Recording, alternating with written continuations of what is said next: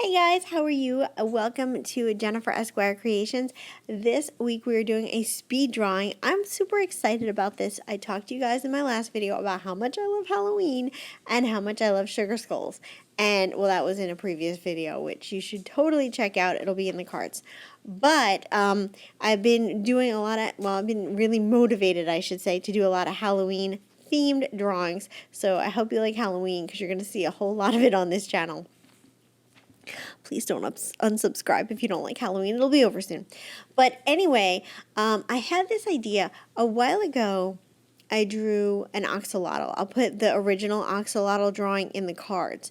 And I was like, you know what? I'm going to turn this axolotl into a sugar skull design because we already have a sugar skull dog and I already have a sugar skull cat and several sugar skull ladies.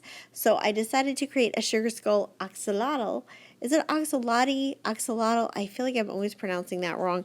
But oh my god, guys, if you have never seen an axolotl in real life, just stop the video right now and Google axolotl. They are adorable. They are so cute. They look like anime creatures come to life, like a real life Pokemon. They don't even look real. They look like cartoon characters. They're so flippin' adorable.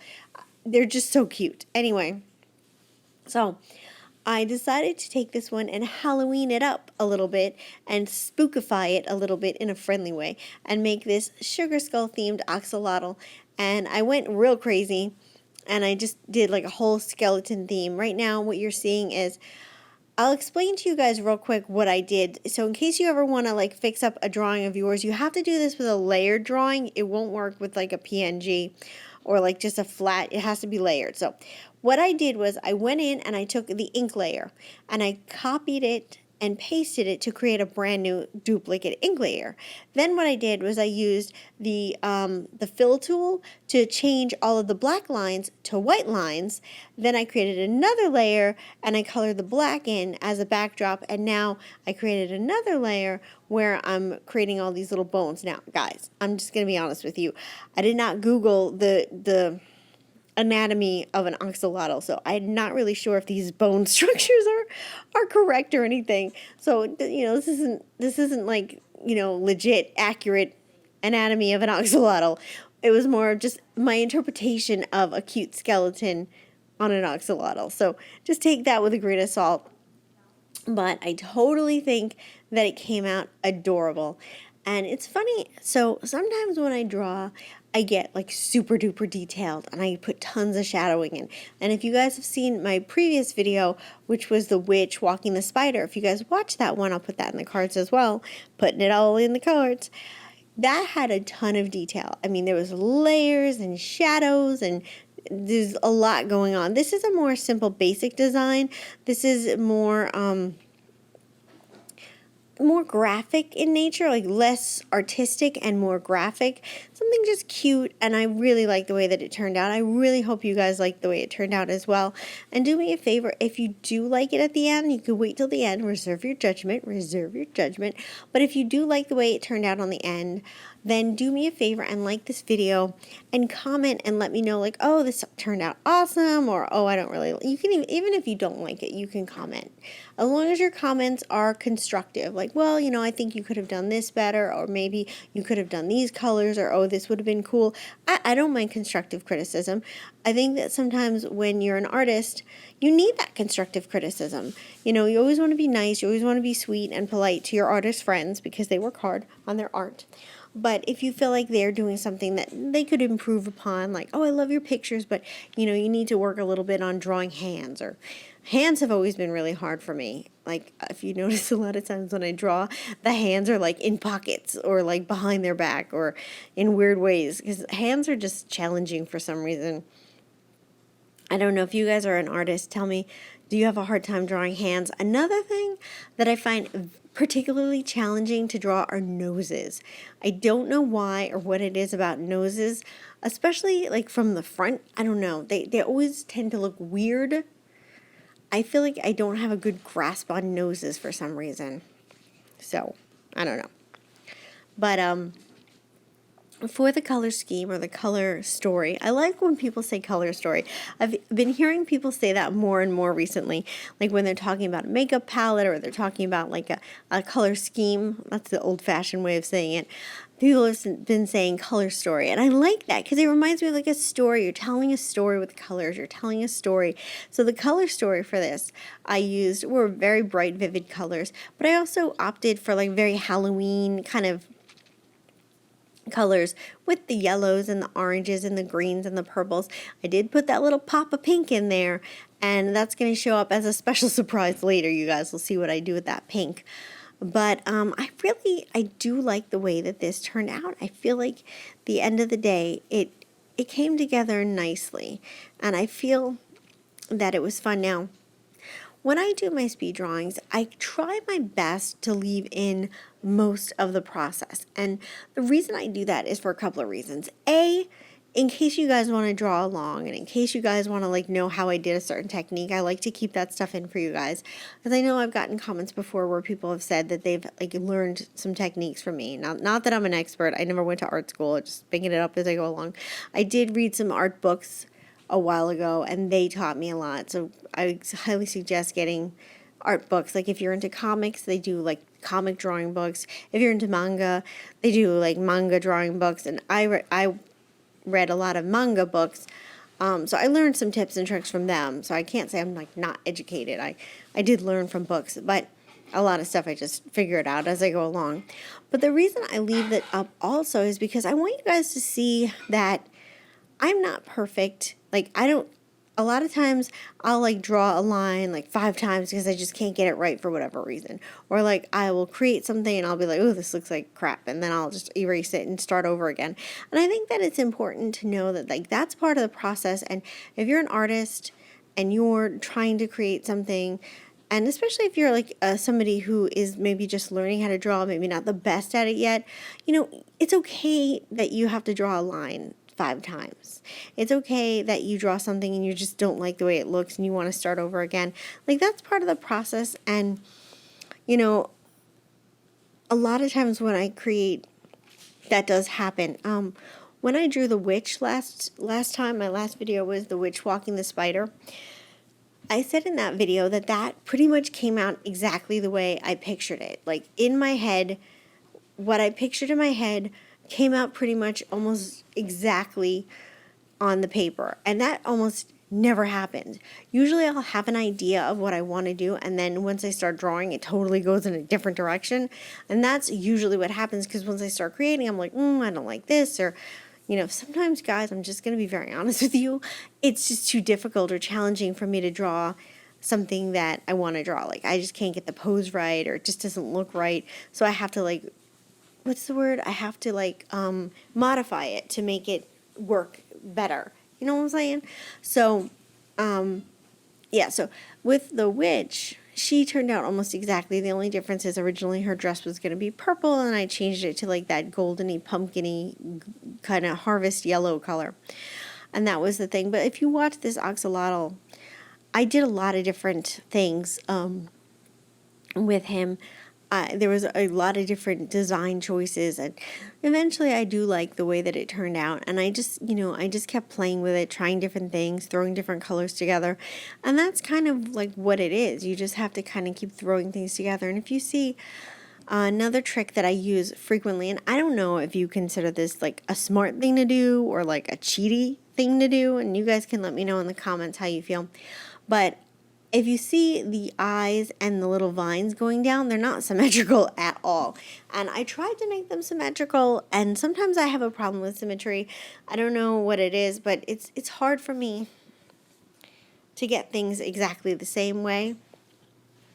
So what I have ended up doing eventually is I end up finding the eye that I like the best, like the one that I think looks the nicest, and I'll keep that eye, I'll erase the other eye, and then I'll copy and paste, and then I will flip the eye that I do like, so then it looks more symmetrical. And not that pictures have to be completely symmetrical, but when you're something like the focal point of the picture, the eyes, if that's not symmetrical, it's going to look a little off. I mean, for me, it's going to look a little off. I wanted to do something on the forehead, and originally I was going to do a marigold, and I was like, yeah, I'm going to make this marigold. But then there was flowers around the eyes, and I felt like flowers around the eyes and then a marigold at the same time was a little much. So I was going to do this triangle that I was going to turn into a spider web, and I was going to do sunset kind of colors, and it didn't work out well either. So there's a lot of ups and downs that just didn't come together the way that they could have. So at the end of the day, I think I ended up completely just leaving that area blank. So that's how it ended up. I think that it's important to know that when you're creating, you have to kind of just be in the moment, be in the flow, try things out. And some ideas are going to look amazing, and some ideas are not going to look amazing. And it's okay. You just keep trying, and eventually it'll come together like this. That did not look amazing. I thought it might in my head. And when I saw it in, practicality, it just did not look so hot. I think that I ended up possibly changing. I'm trying to remember now, watching this back. So I'm trying to draw the eye here, and I think that at this point I realize that it's just not kind of coming together as much as I would like it to. And so that's been kind of challenging, but I think eventually I get to the point where I fix the eye. Is this I feel like there's nothing going on this. Oh, there we go. Okay. So here I realize I have to erase some things. And guys, let me tell you, when you are drawing, if you're drawing digitally, please use layers. It helps so much with this process. You can change and transform things. You can do so much more if you apply layers. At first, when I started drawing digitally, I didn't understand it. Layers just felt confusing to me, and I didn't understand the purpose of them, and I just thought it was annoying. But I'm telling you guys, it is such a lifesaver because you can change and edit things so much more easily. You can change colors. You could edit things that look wonky. It's just a lot easier to go in there and fix things than if you don't. If you just have a flat image, you really have a lot more limitations. And, there have been times where I only had a flat image to work with, and, you can work with it, you can fix it, you can make it better, but it is a lot more challenging. It is a lot more difficult to work with. So please listen to me and do layers. And like I said, what I usually do, the way that I set things up is I have one layer that's a pencil, whatever my pencil sketch is. Then I have another layer that's ink. And then I have another layer for each color. It's not each color, but if I have the hair will be on one layer. And then the outfit or the clothing will be another layer. The face and the skin tone will be another layer. And then makeup or eye color, that will be another layer. So this way I can kind of go back and forth and fix whatever needs to be fixing. This is the one area that I did do a little bit of shadow and light because I just thought it looked kind of cool to have this I don't know, I wanted to put somewhere in here the yellow and the orange blended together to make that sunset, cool, fiery sunset.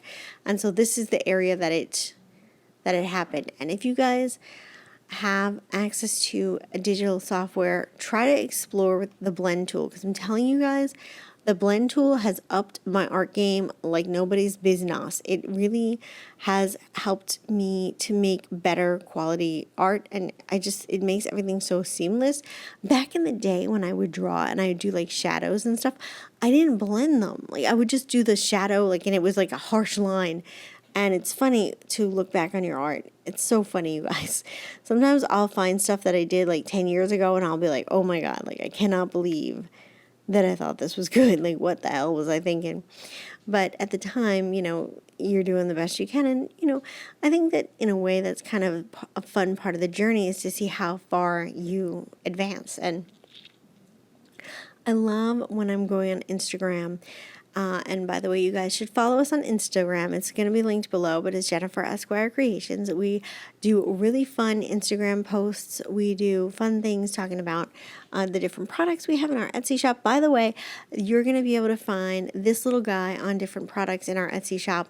There's going to be a new release. When this video comes out, there'll be links below to the Etsy shop, so you guys can go scope this out. He'll be on different products and stuff, and you guys can take him home with you if you want to, if you want to. But anyway, so I like scrolling through Instagram, and I love when I find those posts that show like an artist. There's the original axolotl. I just kind of did this over him, but I kept the layers separate so that I still have the original axolotl underneath. So it's like you can have different versions of the same art if you just keep the layers. Then they're all hiding within the layers, and it works out for you. It makes it a lot easier to store your art. Like, you don't have to have all separate files for like each axolotl. You can just have everything in one file on just different layers. So, I mean, it's a lifesaver for me. It really, really makes a difference. I do really like the way the flowers turned out in the end. I think that giving the little line details around the petals, I think that really kind of like, it helped it for me. It upped the ante.